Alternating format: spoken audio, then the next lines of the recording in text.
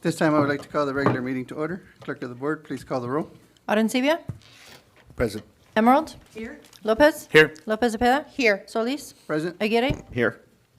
This is the point in the agenda where members of the public may address the board on matters posted for the special meeting, and in accordance with Government Code Section 54954.3, Section A, the board will provide an opportunity for members of the public to directly address the legislative body concerning any item that has been described in the notice for the meeting, before or during consideration of that item. Each person wishing to address an item on the meeting notice in closed session will have 2 minutes to do so. I have one speaker, Elizabeth Luensen Garcia.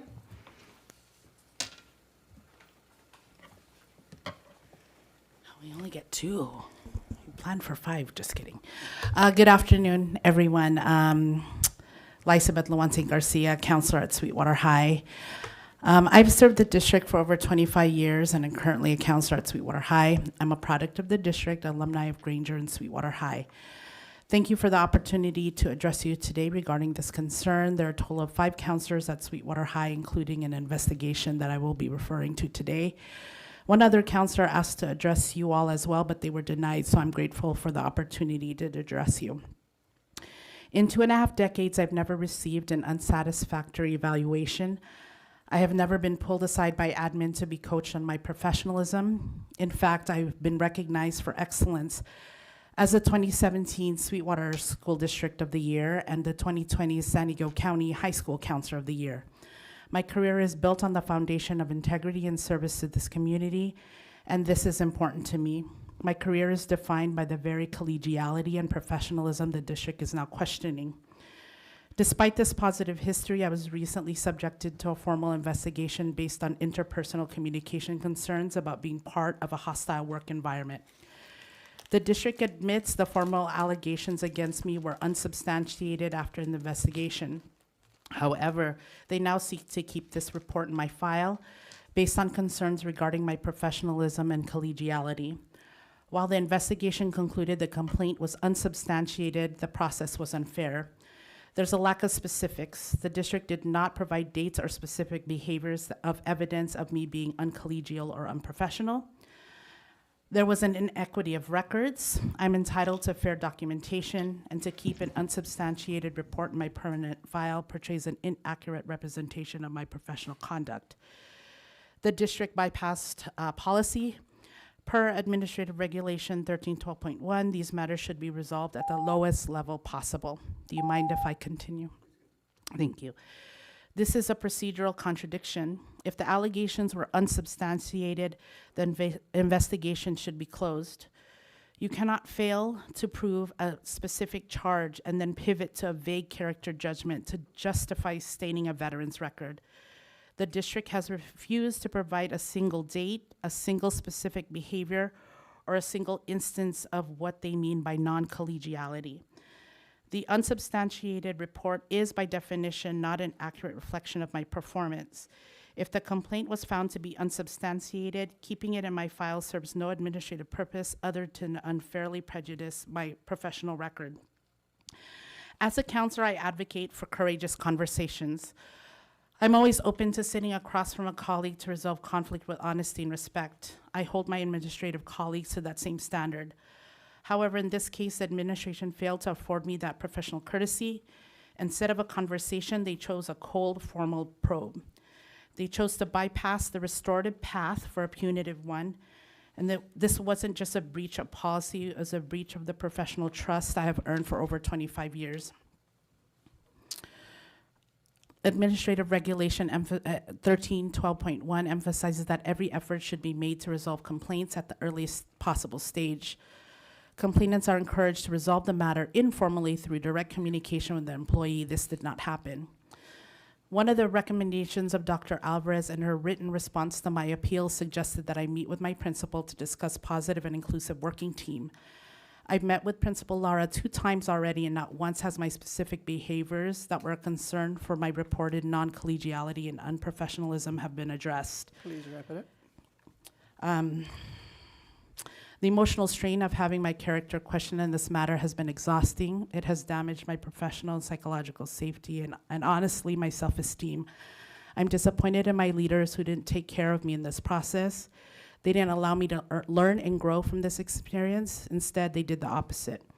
I feel demoralized, discredited, and unappreciated. We as educators are expected to take care of our students, and your admin did not model the behavior they expect from their teacher and counselors in this process. What I'm requesting is an immediate removal and expungement of this report from my personal file. An unsubstantiated claim has no place in the permanent record of an award-winning educator like myself. And I ask that you ensure that due process includes the courage to speak with me before you investigate me. Thank you. Thank you. No further speakers. If there's no further communication, I will recess the meeting for consideration of the following closed session items as posted on the meeting notice. 1, student expulsions, suspended expulsions, reinstatements, Education Code Section 48916-48918, students identified by case and ID number. 2, public employee discipline dismissal release, Government Code Section 54957. 3, appeal of investigation findings on complaint against employee, BPAR 1312.1, consideration of procedures, Government Code Section 54957. 4, conference with legal counsel, existing litigation, paragraph 1 of subdivision D of Government Code Section 54956.9. 5, conference with legal counsel, anticipated litigation, paragraph 2 of subdivision D of Government Code Section 54956.9.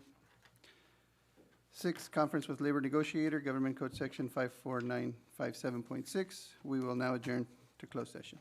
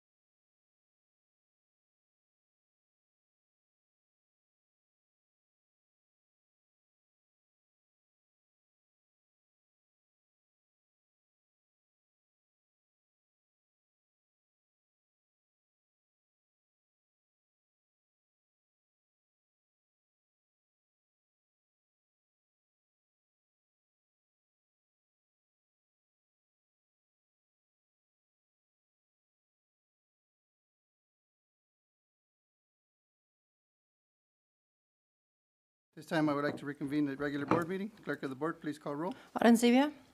Present. Emerald? Here. Lopez? Here. Lopez Cepeda? Here. Solis? Present. Aguirre? Here. Flores? Here. We will now hold a moment of silence and the Pledge of Allegiance led by our student rep, Ms. Flores.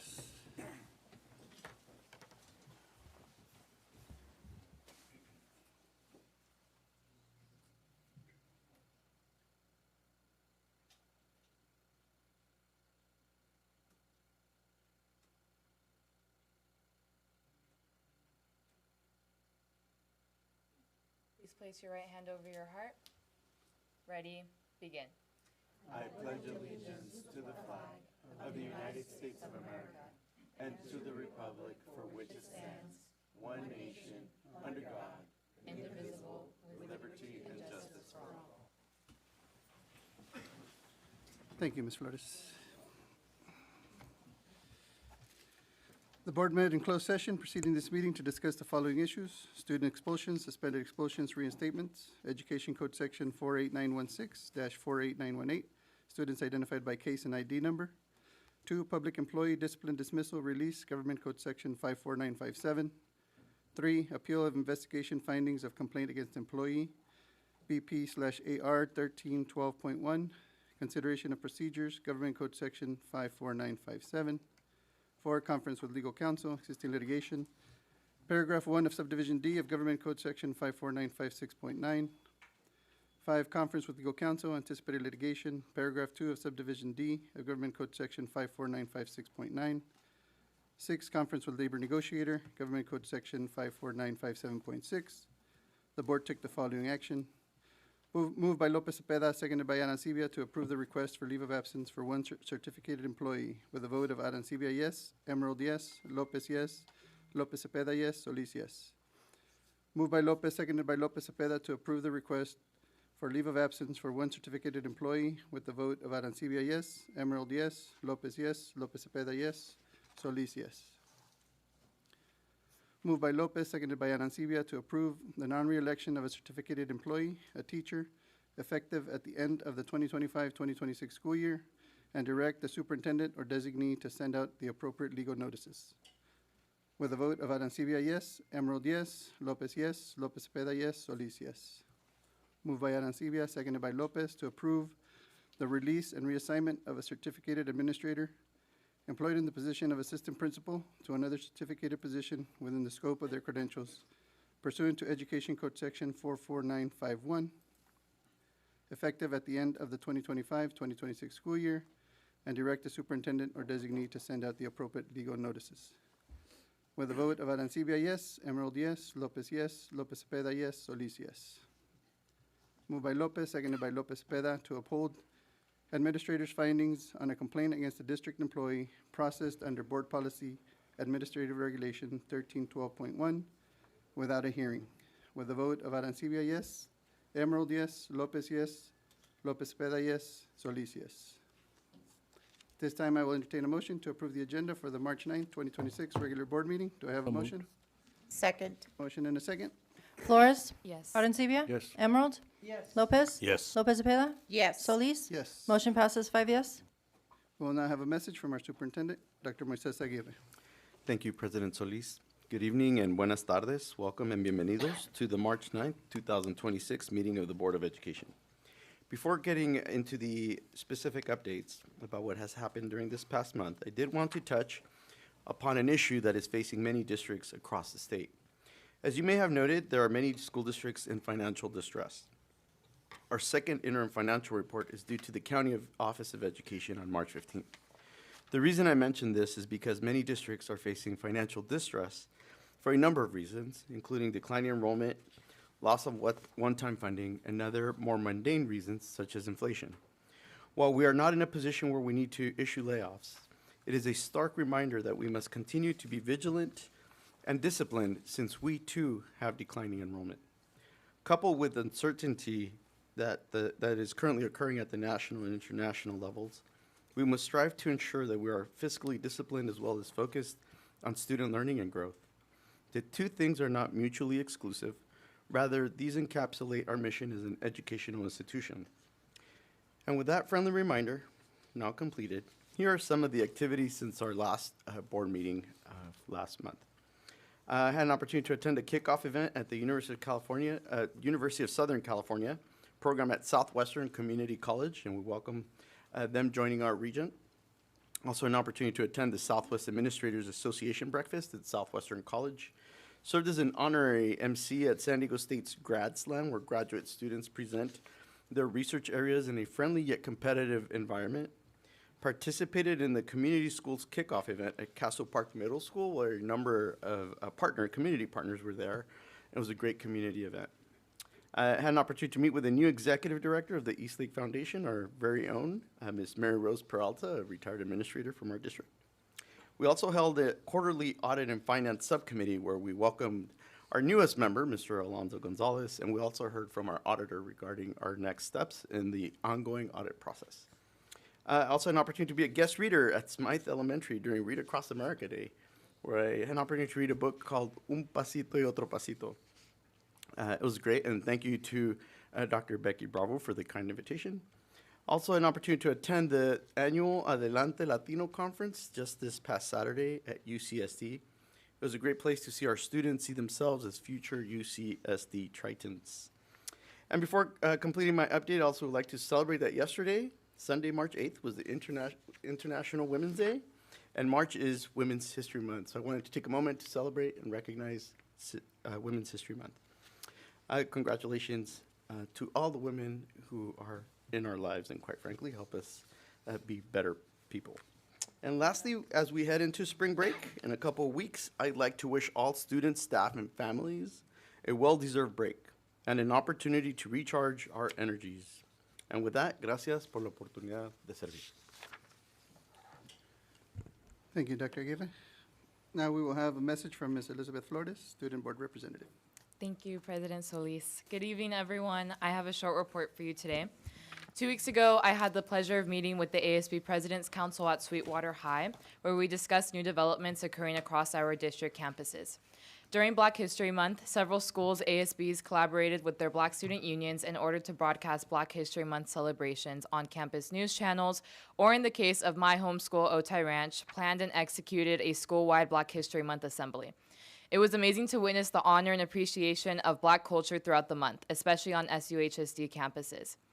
The addition of the Smart Pass app by some of our district schools has reportedly decreased bathroom vandalism at certain sites. There has also been an overall decrease in vandalism and bathroom misuse around our district in comparison to the beginning of the school year. We hope this trend will continue. However, we also speculate that in the new year, incoming students may have a hard time adapting to proper bathroom etiquette.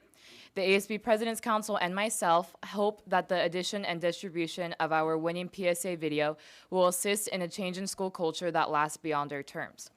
Regarding our district PSA video competition, we received several submissions from high schools across SUHSD.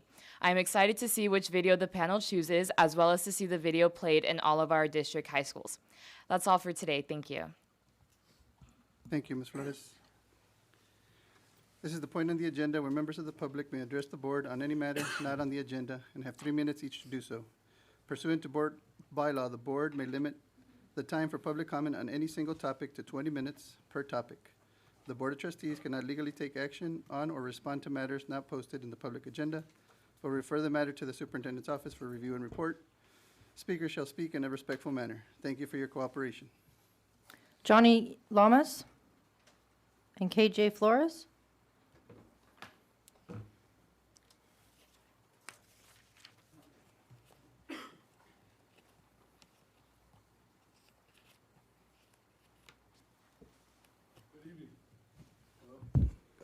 Hello. Good evening. My name is Johnny Llamas, and my son is a senior at Bonita Vista High School, varsity soccer team. I stand here this evening on behalf of the entire Bonita Vista School varsity soccer team and parents. Like my son, most of these boys have spent the last 4 years working tirelessly to reach this moment. To leave Bonita Vista with the CIF champion. We have 18 seniors playing on the varsity team, and for all of them, There is no next year. This was their moment. This entire team has been robbed of the opportunity to gain elite exposure to college recruiters, cheating them out of the chance to receive scholarships and awards, and stripped of a title they worked hard for.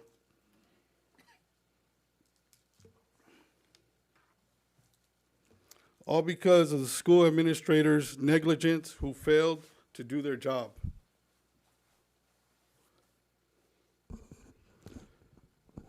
I don't know if any of you guys watch these boys play in any of their 4 playoff games, whether in person or online, but this group of boys played exceptional. There was magic. They fought hard, not only against strong teams, but also through difficult and sometimes questionable calls during the match. Throughout the playoffs, they also faced opposing players and even some coaches who taunted our boys on the field and mocked parents in the stands.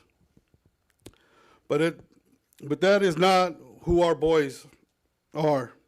Our boys are hardworking, disciplined, respectful, and well-mannered young men who represented their school, their community, and foremost, this district.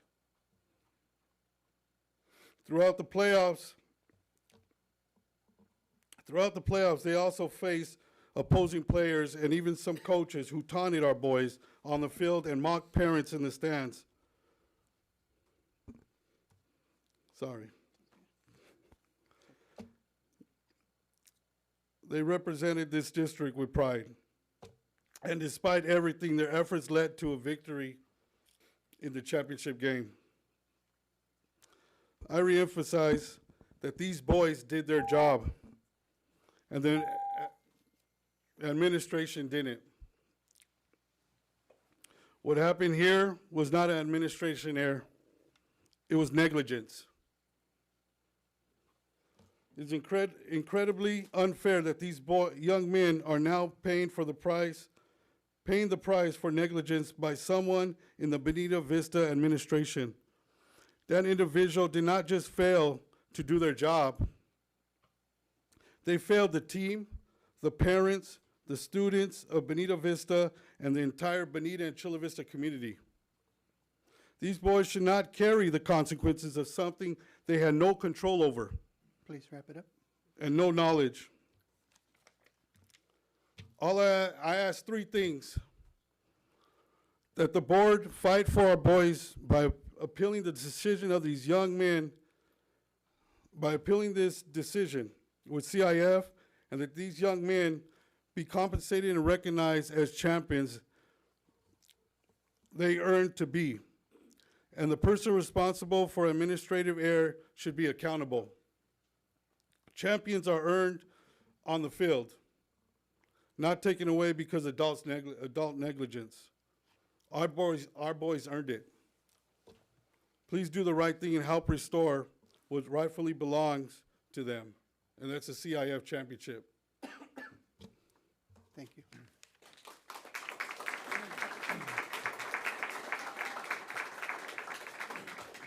you. KJ Flores? Good evening to everybody. Thank you all for coming and supporting us. I first want to start off by talking about this amazing team that I was a part of. I'm a senior here at the school. I've been here for 3 years, and it's been a blessing to be part of this team. I never thought that I would be so close to such a high school team. It feels like family to one another, and it was very hard what happened to us. You know, I just feel like we gave it 100% on and off the field. The team bonding, the sacrifices, the late nights of training, the lows and especially the highs. I'm very grateful for it all. And just how Mr. Llamas was talking about as a robbery, I just feel like it's very hard for every single one of us. You know, we missed out on an opportunity for some of these boys to be able to get looked at and scouted, and some of us don't get a second chance like that. And it's very hard because we worked most of our lives trying to reach a goal, and it just got taken away in a snap of a finger. And going back to my second part, I don't want this to fall back on any of the players or the coaching staff. Even though I don't like to point fingers at people, it was the administration's fault. I'm over here getting comments saying that we cheated at the system. Now we're getting talked bad about all over social media, and that's not what the school deserves, nor players or coaching staffs. Again, we worked for where we're at. We pushed one another. As you guys all seen, all these parents have seen, all these players have played. We gave it 100% and we went on the field. We are the true D2 champs. We made history for the school. This does not fall back on us. It doesn't. And I know you guys know that as well. So, as I say, just please fight for us, and please understand that this was our year and this was our championship. Even though we can't go back now, we truly do deserve it. Thank you guys for your guys' time. Thank you. Ryan Smith? Ryan Smith?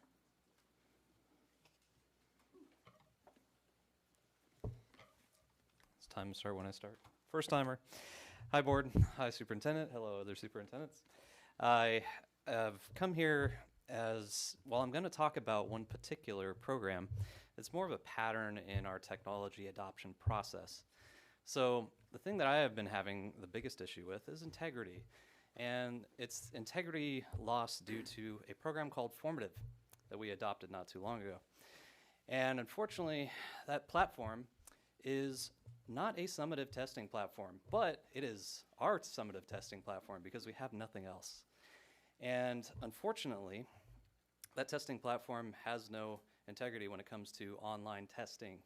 All right, so basically the idea is that I have witnessed at least 3 different methods, both on personal devices and on student devices, of being able to get around their so-called lockdown browser. It is not a lockdown browser. It is more of a lockdown suggestion at this point for those that are willing to, abide by the rules set forth. And so I was like, okay, what do I do? Well, I went to their paper version because tried and true, that's the one way to make sure that there's no AI answering all of your stuff for you, right? And unfortunately, Formative has not got a very good paper version. And this isn't without trying. I myself am a very technology savvy millennial. In fact, I actually have the co-founder of Formative's personal phone number because I'm trying to update him with these things. But anyways, the idea was that it's just not a platform that we can have our summative assessments on and have the integrity that we need for our student scores to be actually valid. And the paper version is not any good at all. It takes up a boatload of paper unless you're reformatting it yourself. And also there's a litany of things that worked well in our previous testing platform that do not work well in this one, and was essentially such a colossal waste of time that I actually lowered myself to thinking, I'll just let them cheat. And I don't like being in that place, because with AI and with an online testing platform, cheating is that quick. I could be standing right behind a student or multiple students, which is what I do, I pace my room, and honestly, it happens so quickly that I cannot detect it until I go back and I look at logs and I'm like, wow, that's interesting. They were answering things so very quickly when I was not directly behind them, and then all of a sudden I stand behind them, and it takes 10 plus minutes for these questions to be answered. So that is my big problem with Formative, and honestly, it's a technology issue for us as a district because we don't have an adoption process that involves teachers, the #1 users of some of these pieces of technology.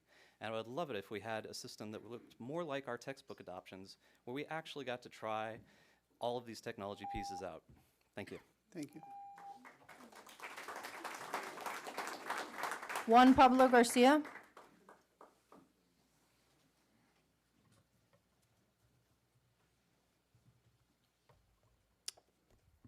Good evening. Like my colleague, I'm also here to talk about Formative. Surprise, surprise. History books are full of examples of leaders that have doubled down on bad decisions by pouring additional time and money into failing endeavors rather than admitting they were wrong. Why do I bring this up? 2 years ago, I stood in front of this board and begged you not to adopt Formative as the district's testing platform. After almost zero deliberation, this board voted unanimously to spend more than $250,000 of taxpayer money to adopt the program over the strong objection of classroom teachers. 6 months later, when Formative asked for tens of thousands of additional dollars to add features that I warned you ahead of time were lacking before its adoption, like bubble sheets, you again voted in the affirmative. It is now 2 years into this adoption, and Formative still lacks basic testing functionality. I warned you that this program would make it harder for us to do our jobs, and it has. It now takes longer to create and administer exams than at any time in my career. To this day, Formative does not support multiple version bubble sheets. That means I have to create a separate exam in Formative for each version of the same test. I also can't see aggregate data as to how students performed on specific questions because Formative treats each version as a separate test, resulting in fragmented data. Speaking of data, when exporting scores to a spreadsheet, Formative doesn't put students in alphabetical order, the way every teacher on the planet enters scores, instead sorting them by email. I, along with many others, have brought this to their attention. The response from Carlos Schmidt, who I'm also on a first-name basis with, in December of last year was, "We're gathering feedback from visitors to gauge demand for this request." Seriously? Alphabetical order is too big of an ask? Online testing is just as bad. Last year, Formative's built-in calculator crashed on multiple devices. The program recommended reaching out to ClassCalc's help desk, which in turn redirected to, "Oops, this help center no longer exists." On top of that, the school's Wi-Fi went down as my Period 3 students were taking their final exam. This is when I discovered that making paper backups of formative assessments is shockingly inefficient. When you pick to Formative, you get 1 or sometimes 2 questions on an entire page. That's right, a 40-page booklet for a 40-question test. This is going to sound very cynical, so I apologize in advance if anybody is offended. I have a master's degree in government from Johns Hopkins University, so I've studied pretty extensively about public policy decision-making. But even I can't figure out why a district would adopt software that's more expensive and functionally inferior to its predecessor, and to do so against the advice of its most tech-savvy end users. Frankly, the only explanation that comes to mind is personal financial interest. And let's be real, the for-profit ed tech industry has been known to grease the wheels.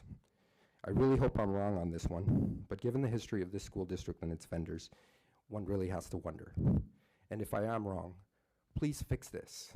You've made it much harder for us to do our jobs, and as my colleague has pointed out, the security gaps are also glaring. It's a problem. We've been at it for years. Fix it. Thank you. Thank you.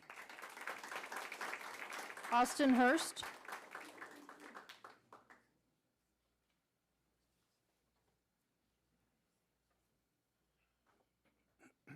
Good evening.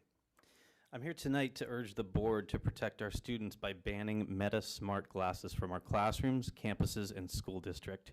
These devices pose a significant risk to our students, primarily regarding privacy violations, academic honesty, and distractions. Key dangers include the ability to secretly record students and teachers facilitating cheating via AI, and enable potential misuse like harassment. Here's some key concerns I'd like to highlight.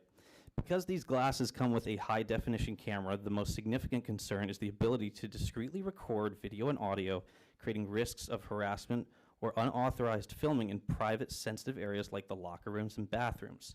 Meta glasses also have the ability to live stream directly to Facebook Live or Instagram.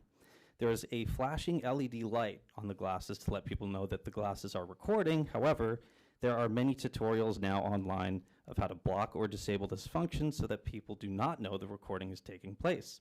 The device's microphone and camera are designed to always be on for functionality, potentially feeding classroom audio and video into AI models. The glasses can be adapted to identify individuals in real time, accessing personal information from the internet and creating security or bullying risks. In October, 2 Harvard students were able to hack a pair of Meta Ray-Ban smart glasses and installed facial recognition software so that merely looking at someone's face will bring up their name, address, age, biography, and any other information available on online databases. Academic dishonesty and cheating is also a concern. The AI capabilities enable users to scan, test, and receive answers or use the camera to look up information. This makes proctoring exams like the CASP test coming up in a few weeks impossible. The integrity of any academic quiz, test, or exam will be compromised if a student is using Meta glasses. And of course, there's the distraction like smartphones that we've seen before, wearing the smart glasses can significantly distract students from learning, leading to disengagement during class. Many school districts have already banned Meta smart glasses or are applying existing smartphone bans to include these wearable devices. I'm urging you to please take deliberate action by banning these devices from our schools. They have no place in school where students have a right to feel safe and a right to privacy. I fear the consequences of inaction would be catastrophic. Please protect our students. Thank you. Thank you. James Hoax.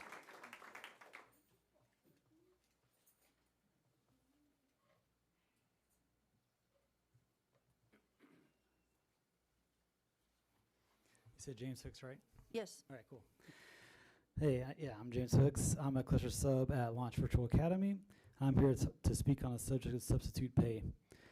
At a special board meeting on January 6th, this body unanimously voted to support a pay decrease for our district substitute teachers. We did not receive any announcements about this from HR or payroll.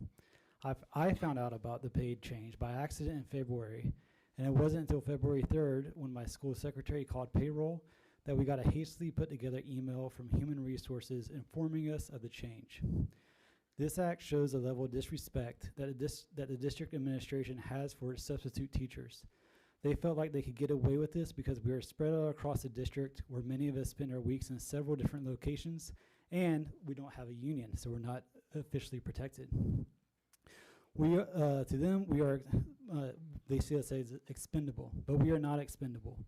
We provide a vital role in the education of our district students. Our help in class coverage ensures that instructional days are not missed when teachers are absent.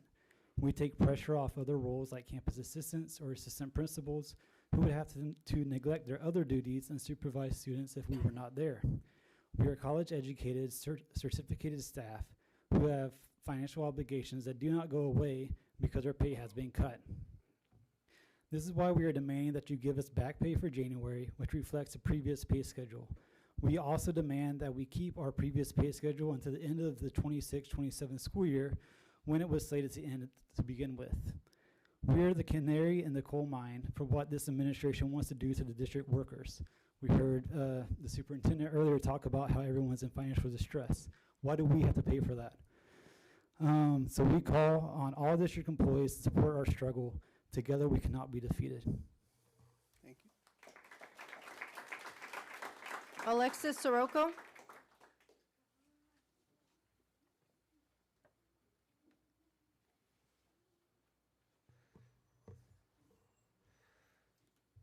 Hi, good evening. I'm also here to talk about the topic of substitute compensation. My name is Alexis Sirocco. I've been a substitute with the Sweetwater Union High School District for about 3 years now.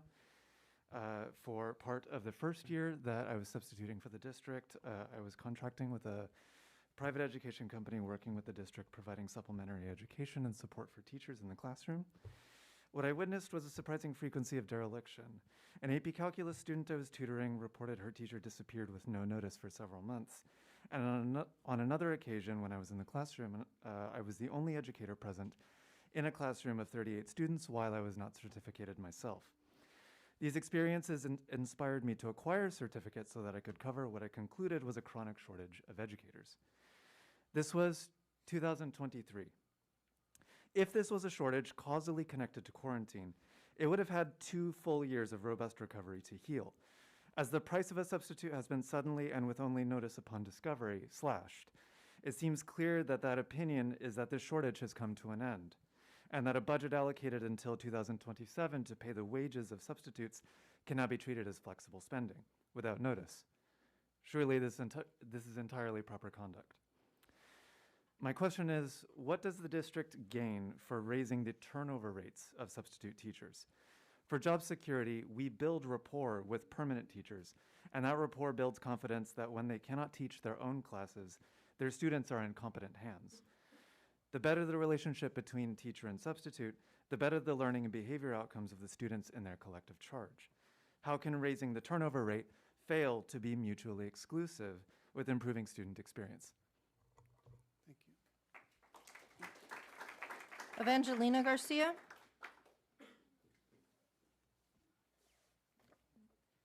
Hi, everyone. First, I want to say thank you guys for being here. The turnout is really great. To the Bonita Vista soccer team, whatever official decision is reached, you guys obviously took that win, so congratulations. You should be proud of yourself.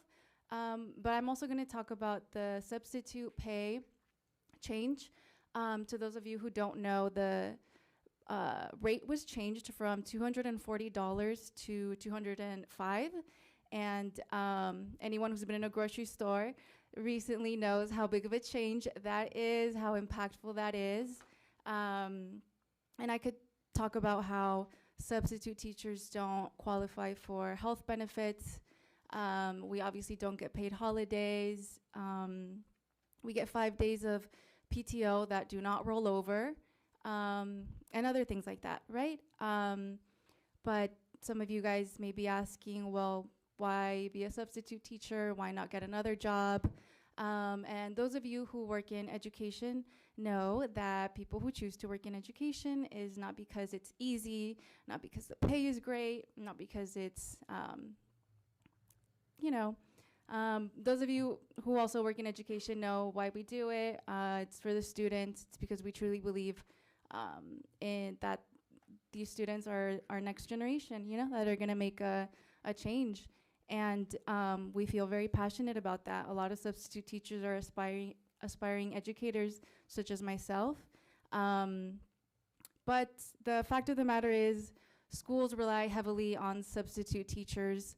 If there's not enough subs to cover an absence, they have to resort to asking teachers to cover those assignments, and they are paid 3 times, maybe 4 times as much as a substitute would. So even though I know enrollment is down, I know inflation, trust me, I know, but the fact of the matter is, if we don't have enough subs and people are going to leave, we're going to have to pay more to hire teachers, and it's going to cost the school more, it's going to cost districts more, and it's going to cost taxpayers more. We obviously need more subs, and the way to keep them is by minimum, giving us the pay that we already had instead of cutting it. Thank you. Thank you. Helen Vu.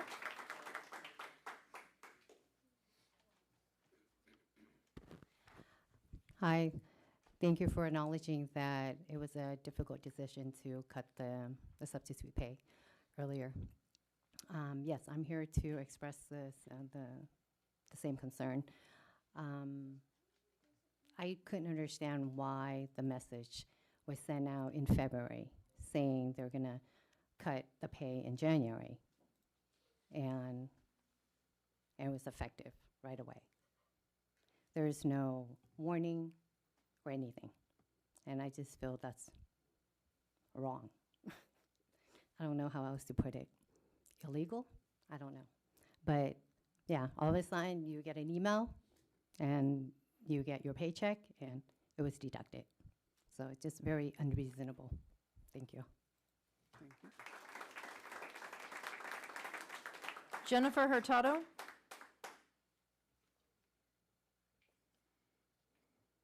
Hello. Good evening, everyone.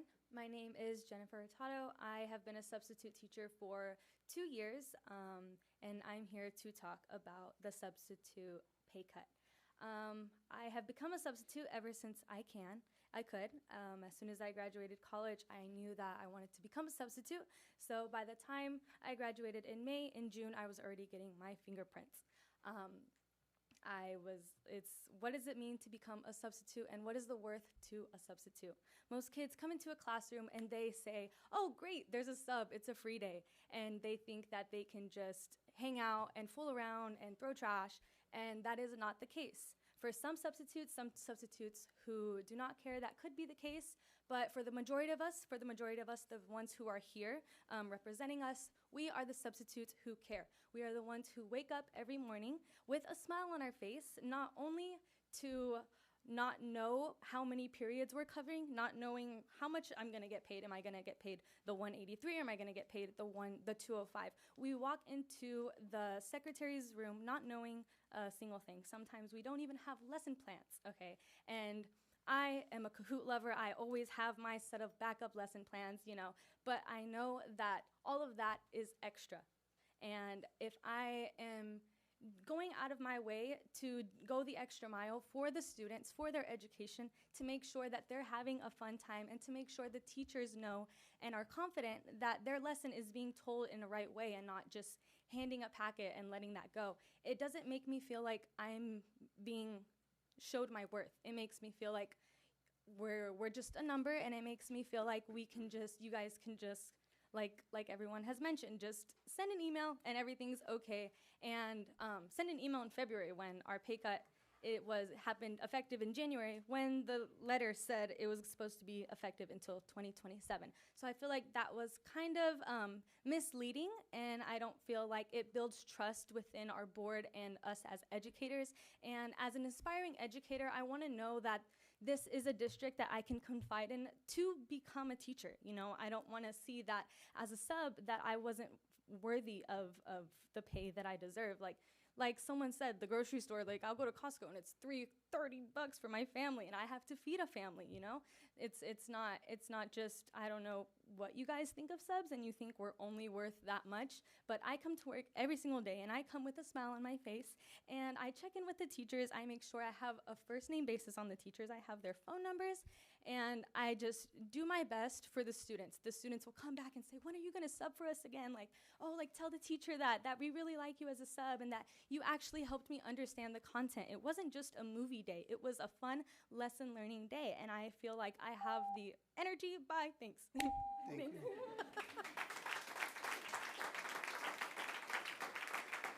Lillian Luevanos.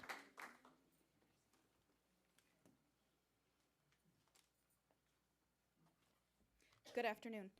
My name is Lillian Liavanos, and I am a parent volunteer. I came today to lend my support to the librarians for our school. I found out that there is going to be a cut that limits the amount of time of the librarian actually being in our library. And with that cut, I wanted to just let it be known that's also going to be a cut to programs that the kids get to do that she'll no longer be able to do because she's required to not be in the library in a classroom or doing other things. And as somebody who volunteers and has been volunteering for the last 10 plus years in every school that my kids have gone to, I wanted to let you know some of the things that would be affected. Some of the things that she does, when we do Read Across America or the book fair, which is my favorite thing to volunteer in, to watch kids come in and still want to rely on a book or enjoy a book when the world is full of devices and TikTok challenges and what they can share amongst their friends. I think it's really important to share that there's still kids coming in looking for physical books and coming in on their lunch breaks and their nutrition breaks to sit in a library, our library that has couches by a window and art displayed from the students from the art classes and rows of books that are either chapter books or history books or books in general for kids to keep reading. And at a middle school level, it's exciting to see that, even as a parent, to know that my daughter goes in there and my librarian recognizes her face and tells her, I know you had that book a little too long, let's just switch it up. And she does programs that kids want to earn their face on a wall that we call the Accelerator Readers Hall of Fame, which is another program that she does. And reading challenges separately for just something that she does and puts together small awards. So if you've read this many books and you took the tests and you learned, not just read it, you comprehended it and you passed it and you earned these reading points. And so with her being gone, that takes away these things that the kids do. That takes away from her being there for lunch for them to find a small corner of the world with their friends to read a book or talk or have a safe space. And so I just thought it should be important that you know that kids are still reading books, that they still do enjoy this time, that her being there is very important, that the book fair might not happen next year, which is my favorite event, or that these reading challenges may no longer exist, or the Wall of Fame may never grow because she's not available to run the programs in the school because, yes, there are library techs who can check out a book, but there's not a librarian to supervise these kids. There's not a librarian there to continue the growth of the books there. There's not a librarian there when this door is revolving, and I've seen it all day, kids coming in, looking for her, wanting to share their reading accomplishments. And so I just wanted to come and lend my support and ask if that's something we can reconsider. And although it may seem like a small cut, it does have a big ripple with the kids now, and they do enjoy these books and this time they're in the library.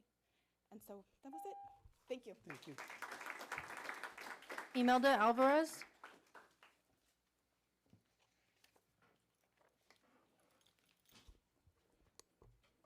Good evening. My name is Imelda Alvarez. I have been the teacher librarian at Montgomery Middle School for 17 years. But my history with Sweetwater goes as far back as 1989, when my family moved here from East LA to San Ysidro, and I enrolled at Southwest Junior High. After graduating from Southwest High, I was an avid tutor, an instructional assistant, a student teacher, a substitute teacher, and then an English teacher, all in the Sweetwater district. During my time at Southwest Junior, I was a good student, but I wasn't an avid reader. At the time, the librarian, Ms. Inouye, managed the Accelerated Reader Program, and she recommended Little Women to me. It was the first big chapter book I ever read, and not only did I earn 33 AR points, but it also ignited my lifelong love of literature. I'm not here for a trip down memory lane. I wanted to bring up 3 points that you may not have considered when deciding to reduce librarians to a 0.6. My first point has to do with logistics. If I'm being asked to teach 2 classes, I'm going to use my time before school, nutrition break, lunch, and after school to plan my lessons and grade work. I will not be available to students in the library during those times as I am now. Therefore, students will not be able to study in the library during their breaks because library techs are not credentialed to supervise students. I am currently available to assist students in the library for 8 hours a day, from 7:30 to 3:30. If I am reduced to a 0.6, I will only be in the library 2 hours, 33 minutes a day. That's a third of the time I'm there now. And if I'm not able to cover for my tech's lunch, the library doors will literally be locked for an hour a day. My second point is that I can only assume that when you made the decision, you didn't have a full understanding of all the services we provide for patrons on a daily basis. Librarians are not exactly loud or outspoken, so it isn't surprising when people think all we do is check out books.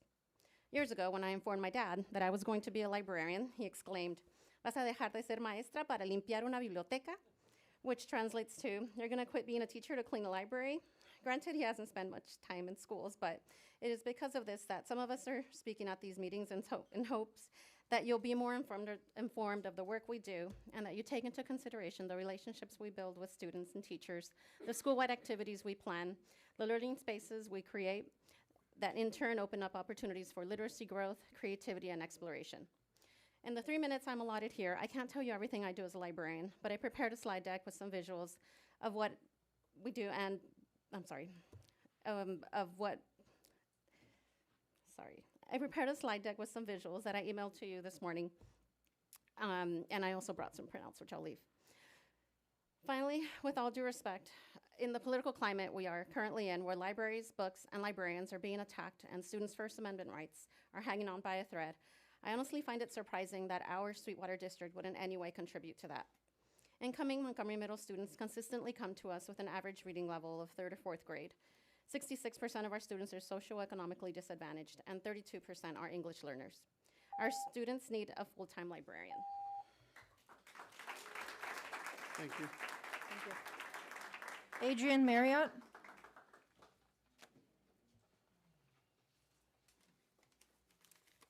Hi, thanks for being here. I know that I've spoken a couple of meetings ago, but I wanted to take this opportunity to share some things about why librarians are important at 100%, coming from some people who couldn't be here today, students, parents, and some school staff.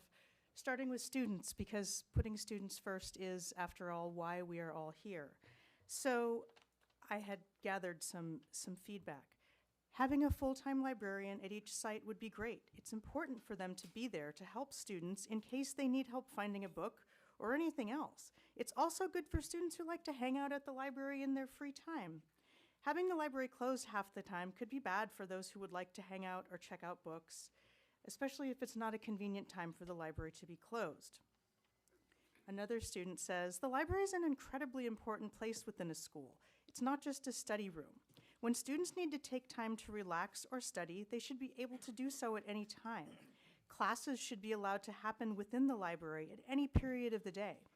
I personally use the library to print out assignments when I can't do so at home, and every now and then as a classroom during my zero period.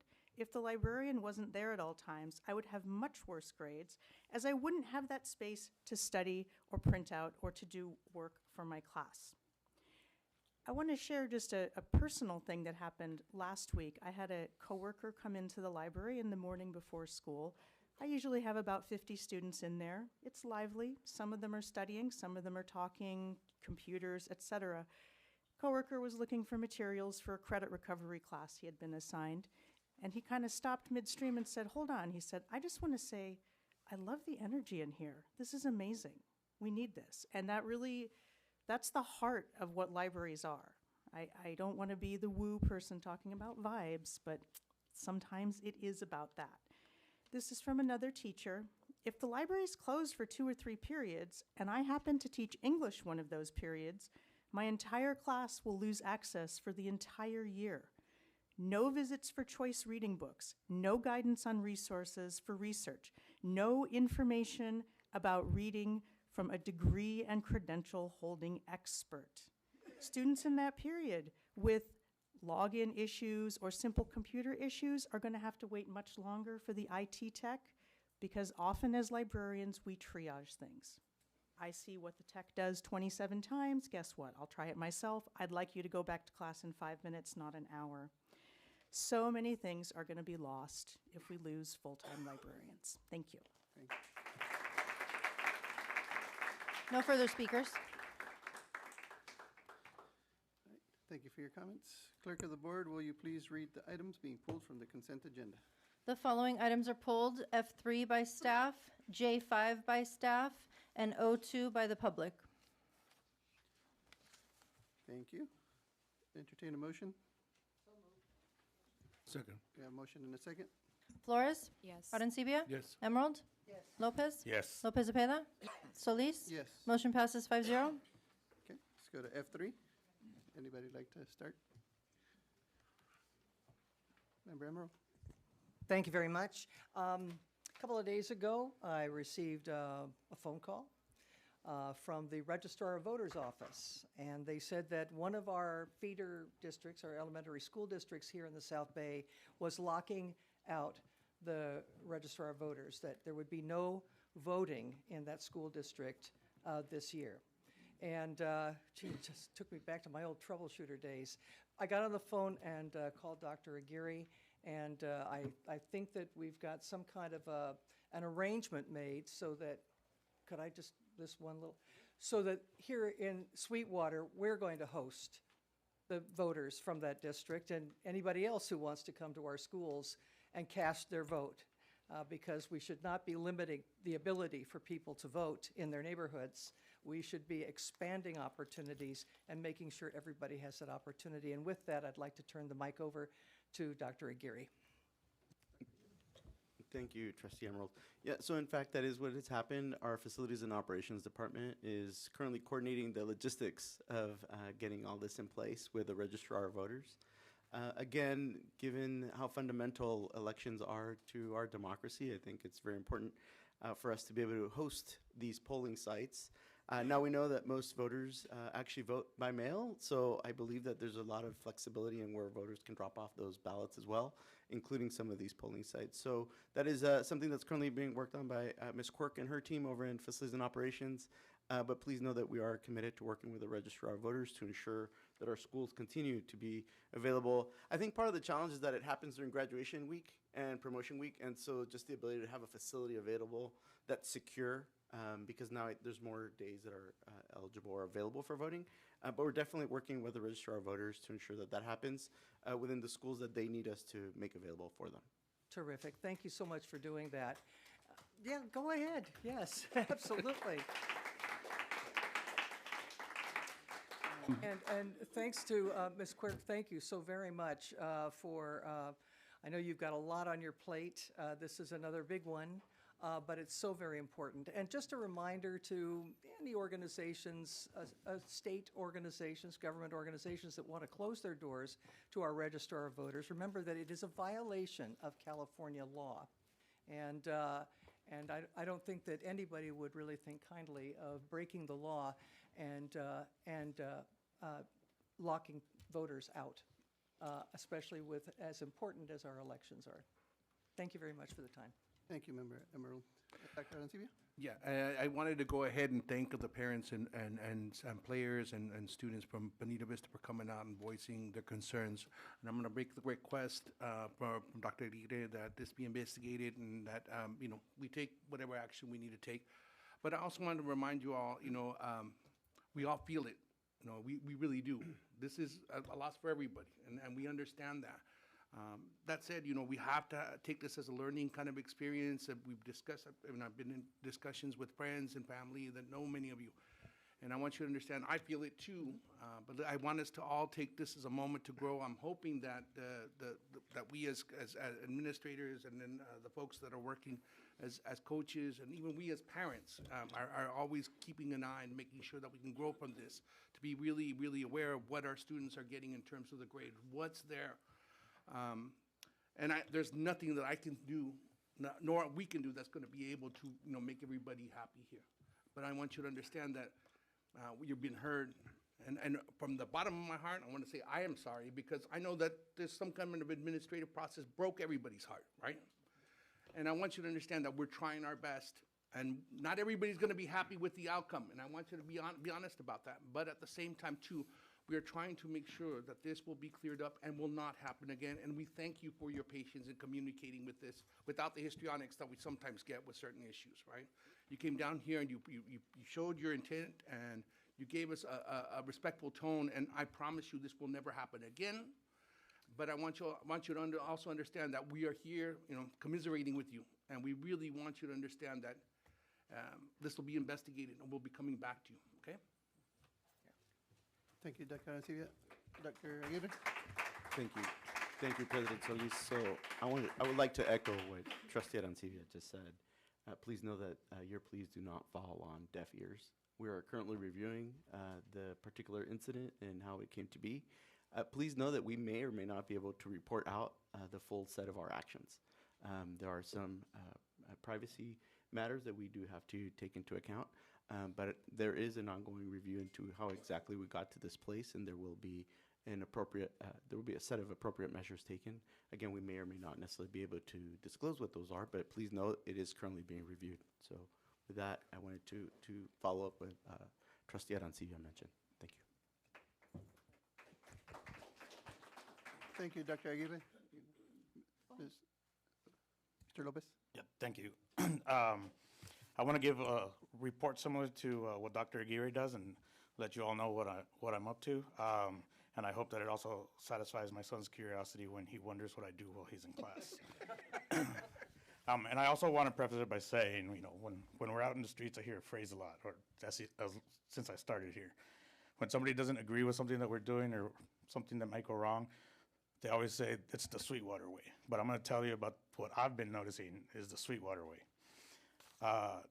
First of all, I was honored to be asked to be a judge at our regional VEX robotics. I didn't realize how big it was. It's not just Sweetwater District, it's nationwide.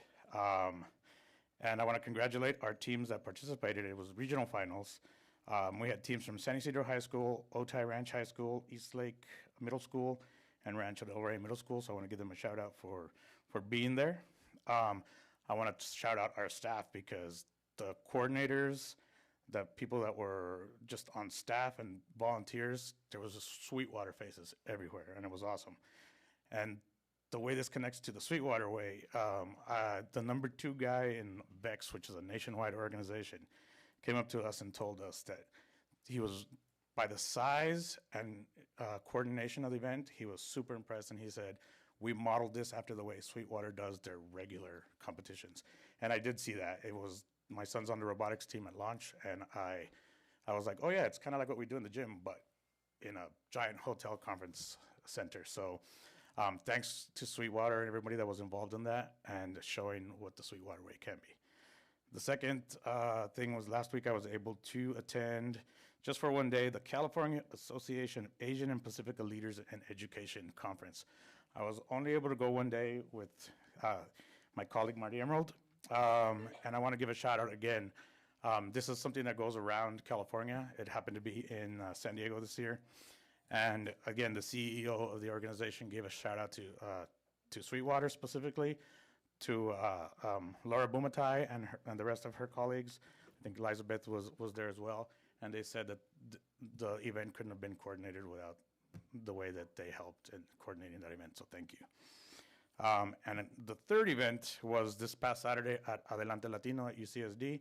I tagged along just because my son was going to the event, and again, it was amazing to see how many kids, and not just, even though we do a Latina conference as well, the number of both Latinos and Latinas that attended with their allies and went through a whole Saturday morning at UCSD.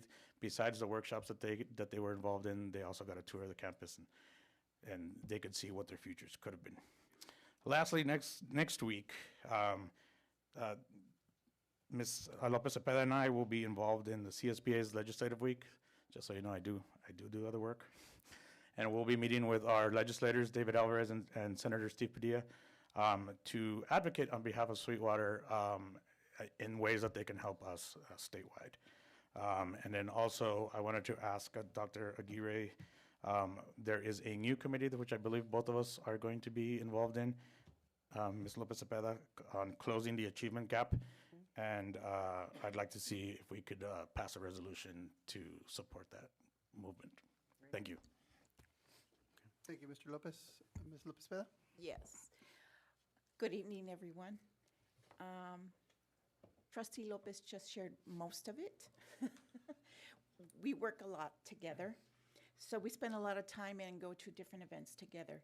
But I would like to highlight Vice Principal Fernandez from Bonita Vista High School and Vice Principal Negrete Hernandez from Bonita Vista Middle on the great work they did in organizing the Adelante Latino event that was this past Saturday.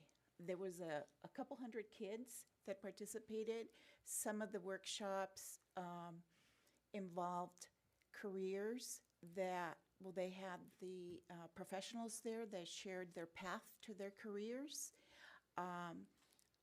We attended some of the sessions, which were really interesting, but, you know, the kids were moving, just here, there, and of course, Montgomery High School's mariachi, beautiful performance.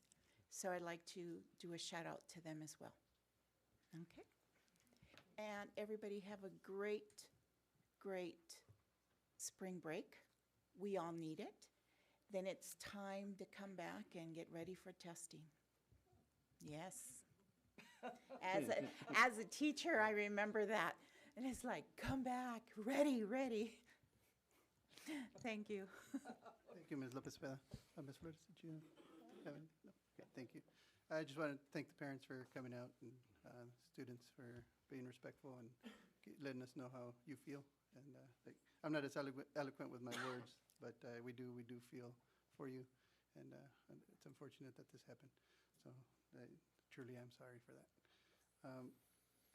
If I could ask Dr. Aguirre if we could look into that formative software, because I know we had some reservations when it first came up, but if we could look into our teachers' concerns, and also the meta glasses, possible ban, or what we can do about that, if that's not already included. Yes, we'll look into that. Thank you. Okay, with that, we're going to move on to J5. So report on approve the 2025-2026 second interim report with a positive certification indicating financial obligations can be met during 2026, 2027, and 2027-2028. Dr. Aguirre? Thank you so much, President Solis. For this item, I'll ask Dr. Jenny Salkal, our Chief Financial Officer, to go through the report and then the staff recommendation for Board of Education consideration. Dr. Salkal. Dr. Salkal, really quick, for the students and parents, if you want to stay and listen, you can. If you already want to go, that's okay too. So thank you. Thank you. Thank you. Gracias. A usted. Adrián.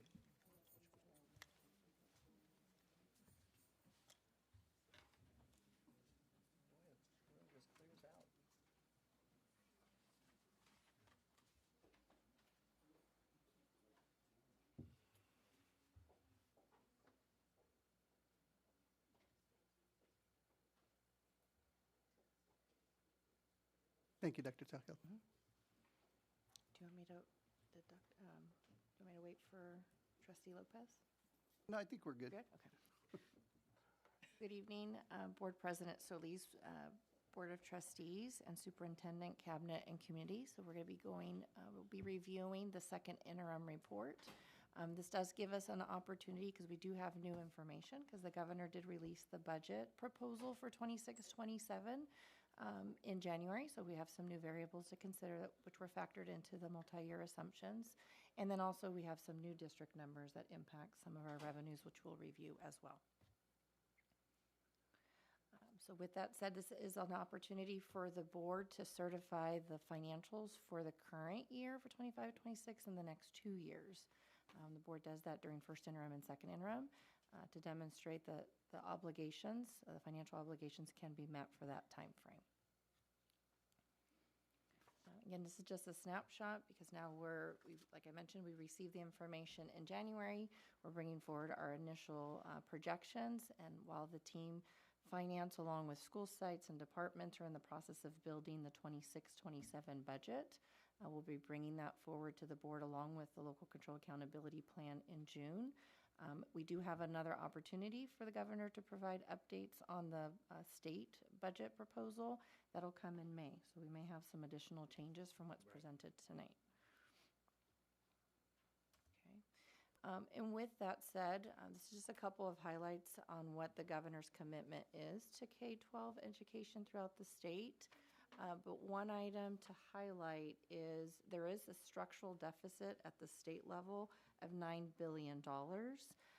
In terms of the solutions, about 5.6 is related to school districts.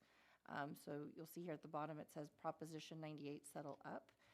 They're actually in essence withholding those funds as a part of their deficit solutions at the state, which can translate to quite a bit to a lot of our school districts throughout the state. And so they've got that factored in along with suspending some of the funds to the rainy day fund as part of the solution. That's about $2.8 billion. But a good portion is associated with schools.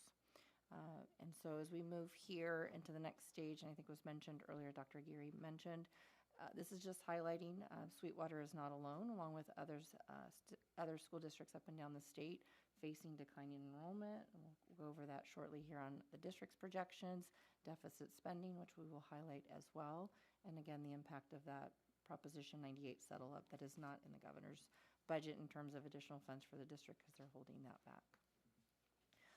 One thing that is a positive, similar to what was done in the budget for 25-26, there is a proposal going into 26-27. It's a student support professional development discretionary block grant. It does provide some flexibility to districts. Right now, the estimate of average daily attendance is about $512, which translates about what we're anticipating, perhaps around $15 million for the district. That's just an estimate at this point. And again, this will start the legislative work at the state level. So this is the governor's proposal, so it depends what the state legislature will do over the course of the next few months until we get to June. There's also a proposal with Learning Recovery Emergency Block Grant funding. Those funds right now based on the 228 per ADA, because this one's unique. This one's different. This one's based on the 21-22 ADA. That is estimated possibly around $7 million. Again, these are restricted resources. They're not part of the general fund. There is also a proposal at the state level of $509 million to allocate for special education funding. That will be working with our SELPA over the course of the next few months if this does get into the final state budget approval in June. What that can translate. This will, in essence, help the general fund contribution to the fund itself, from general fund to special ed. And so with that, kind of highlighting here from a graph standpoint, we'll go to the next table on enrollment. A positive here is we are starting to see things stabilize a little bit in our out years, but not as steep decline as we've seen in the last few years with enrollment. But still, with that said, we're still seeing a little bit there. So as you're aware, this does impact the local control funding formula and the related revenues for the district as we look at the out years. And so with that, here's where there's some of those variables that play into that revenue calculation that's different from first interim to second. One, in the governor's proposal, because we were using a 3.02% COLA during the first interim, that was what was tying back to the governor's projections after the budget adoption in June. That was changed in the governor's proposal, decreased it slightly, so had a little bit of a revenue decline, reduced it to 2.41% COLA. So that's one factor, so that's why you're seeing that change of 9.5. However, the largest contributor, and that's more of a district site variable, is the unduplicated percentage went from the 62%, 62.6, or 62.5 in the current year. Then you see the 62 in the out year. That went down to about 59%, 59.7. That's a significant drop to the district's revenue associated with the LCAP, the Supplemental Concentration Funds. So the district went in the current year from $72 million down to $69 million in the LCAP. And then as we plan next year, it went from 69 million to 64 million. So as you can see, we're starting to, it's an immediate impact to the district, and those are district numbers based on that factor. And so there'll be less resources as we start to work with Dr. Alvarez and her team on the development of the LCAP as we move forward. So that's a significant impact. So you can see what that does then into the out year. So that's a change from first interim. These here are other variables that come into play, especially with PERS and STIRS. PERS, we should get an update on the employer rate probably around April when the board, the PERS board releases those numbers. So we'll have that for the budget adoption. So what we provide here, this is the general fund unrestricted, just so that you can see the different reporting cycles for the current year, 25-26. We're holding to a bottom line of about in the 190 million-ish range. This does reflect the board actions that were taken in January for the various raises or increases to salary schedules. That's reflected in here. So, because when we brought first interim, that came in afterwards. We did have some revenues go a little bit on the higher side with some interest and so forth. So again, bottom line impact, we're projecting June to be around the 193 million. But that will be key as we go into the next slide, which then carries forward our multi-year projections. So as we had shared, it's the line with the revenues and expenditures particularly. You see the district structural deficit. We were hovering previously around first interim a little over the 50 million. With the recent increases without any other budget solutions and so forth, you can see that 26-27, it's about 67 million, and then in 27-28, about 71. As we've shared, the district is utilizing the reserves to offset those amounts. So at this point in time, based at this 3-year view, we're bringing forward to the board a positive certification. But to note, as we move forward towards June, that budget proposal will now introduce the 28-29 year. So as you can see, based on that trend and those ending balances, 28-29 will be depleted unless other actions are put in place, budget solutions. One thing to also highlight for 28-29, because of the district's decline in enrollment and the ADA threshold, that's the year right now, based on our projections, that we believe the district will fall below 30,000 ADA, which will require the economic uncertainty to increase from 2% to 3%, which means it's another $7 million that we need to factor into that bottom line. So it's just something to keep on the horizon. The board's action in June will be primarily to present a balanced budget for 26-27, which will be achieved by the reserves. However, as we then progress towards first interim in December, the board will need to certify, and at that point in time, 28-29 will be in the mix. Something to highlight. At this point in time, cash flow projections, we will meet those requirements as we know of it without any interfund borrowing or any outside borrowings. For adult ed, I'd like to highlight here, because I know we do get a lot of questions regarding the fund balance. What is accounted for in the budget projections? There is you note here at the bottom, about $10.3 million that has been budgeted and accounted for in their spend down plan. There's been about $1.1 million for marquees that have been invested, a little over about 1.3 in computer purchases that have been made this current year, and then also close to $1 million of a paint project. And the remaining balance has been earmarked for a medical lab pathway. So again, that's been accounted for. So I just wanted to highlight that because we also get a lot of questions. Aside from Fund 11, this is a change from first interim to second interim. Fund 13, working with Mr. Eric Spann, the CDE did require a spend down plan that was increased. If you recall from first interim, is it $4 million? They came back with increasing that amount to 14.5. So he's got a plan, it's a multi-year plan, earmarking a little over 2.8 million over the course of the next few years for various purchases such as equipment, things like that. So that's built into these projections. Okay. And then we have our capital programs are the next few slides, and those working closely with Janaea Quirk on those. So we've got projects assigned. And with that, then we're bringing forward in the board's package is also the standardized account code structure report. That report, along with this presentation, does highlight a recommendation of a positive certification based on, like I mentioned earlier, primarily relying on those reserves to offset the structural deficit, but recommendation to the board so that we can take that to the county office by the statutory deadline. Thank you, Dr. Sokol. Any questions or comments? Can we, this is an actionable item, right? Yes. I move to approve. We have a motion and a second. Flores? Yes. Arencibia? Yes. Emerald? Yes. Lopez? Yes. Lopez Cepeda? Yes. Solis? Yes. Motion passes 5-0. And thank you, Dr. Sokol, and your team for this. It's good to see it positive. I know the saving for the rainy day of the declining enrollment line has made a big difference. And I know we're not just strapped as some of the other districts are. They are having a lot of issues. So thank you guys for coming up with that idea, and it's paying off now, and hopefully things get better quickly. So thank you. Okay, and my glasses. 02. 02, thank you. I have one speaker, Trevor Angood.